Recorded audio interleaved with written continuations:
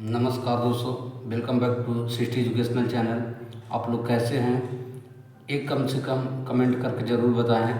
और मैं ये बताने जा रहा हूँ कि जो इस वीडियो में मैं जानकारी यही देने जा रहा हूँ, खास करके NIS DED अभ्यर्थी के लिए।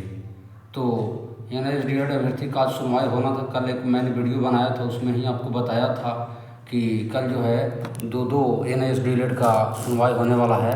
तो आज एक का वेस्ट बंगाल का सुनवाई हुआ, जिसमें कौशिक नंदन यानी कौशिक दास के द्वारा जो केस किया गया था, लेकिन करने से कोई फ़ायदा नहीं हुआ।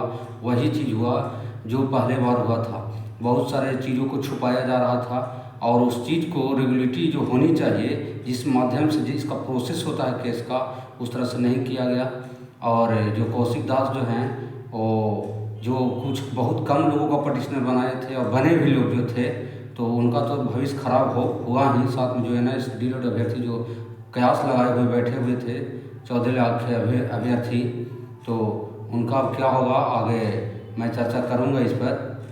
लेकिन आज ही मैं बता दूं कि बहुत बुरी खबर है और इस केस को ही डिसमिस कर दिया गया है, क्योंकि जब एडवोकेट के द्वारा मांगा गया, इसका प्रोसेस जो होता है, इसका प्रोसेस होता है सिंगल बेंच, डबल बेंच, उसके बाद जो जाकर के ऊपर सुप्रीम कोर्ट, हाई कोर्ट तक पहुंचाया जाता है। जज साहब इतना गुस्सा हुए हैं, इतना गुस्सा हुए कि यहाँ तक कि केस को ही डिसमिस उन्होंने कर दिया।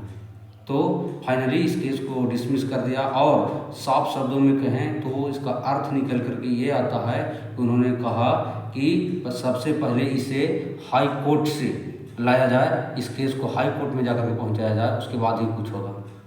तो जो आज वेस्ट बंगाल में सुनवाई होनी थी, यही निष्कर्ष निकल करके आया। और जो उसमें डॉक्यूमेंट पिछला बार नहीं लगाया गया था, वही चीज़ फिर हुआ। तो क्या समझ में नहीं आ रहा कि लोग जानबूझ करके कहीं केस को हरवाने का चक्कर में तो नहीं है, या सभी को भविष्य खराब करने का चक्कर में नहीं, समझ में नहीं आती है। अगर इनको करवाना ही था तो पूरी जानकारी ले लेनी चाहिए। तो जो फीडबैक जो आया, जो सेम जो पिछले वाला था, ठीक उसी प्रकार से आया। तो जो इसमें रेगुलेटरी, हालांकि 5 मान करके चलिए, जो 4-5 मिनट बहुत अच्छा बहस हुआ। जब शुरुआत थी, वीडियो आप लोग देख लीजिएगा, सोशल मीडिया पर जारी है, तो 5 मिनट बहुत अच्छा बहस आया। एक बार लग रहा था ऐसा कि NIS DED के पक्ष में जा रही है, कि सब व्यक्तिगत रूप से था। जब डॉक्यूमेंट मंगाया गया तो 2070 जो रेगुलेटरी के बारे में जो बताया गया था, जो गुणवत्ता शिक्षा पूर्ण के बारे में, जो कि हर जो निजी विद्यालय में हो या गवर्नमेंट सरकारी विद्यालय में जो पढ़ा रहे हैं सभी को डिग्री लेना है, जो अनट्रेंड नहीं पढ़ा सकते। तो बहुत अच्छा तरह से बहस चल रहा था। जब डॉक्यूमेंट की बात आई तो फीडबैक निकल करके वही आया दोस्तों, जो बहुत बुरी है खबर है। इसका जो रिव्यू, जो पटिशनर है, रीट जो दायर हुआ है, इस पर कितना प्रभाव पड़ेगा, जो BPSC TRE 1, 2, 3 में जो भाग ले लिए हैं, उस पर कितना प्रभाव पड़ेगा, इसका मैं बाद में लाइव चर्चा करूंगा। लेकिन आज जो नौबत आई, उसको देखते हुए समझ में नहीं आता है कि लोग क्या कर रहे हैं। पिछले बार नंदन बोहरा जी ने इस तरह से किया था, और अब जो है हमारे वेस्ट बंगाल का कौशिक दास जी द्वारा किया गया। लेकिन अच्छे वकील नहीं रख पा रहे हैं, अच्छे से डॉक्यूमेंट नहीं लगा पा रहे हैं। इसकी वजह से NIS DED अभ्यर्थी बार बार हार जा रहे हैं।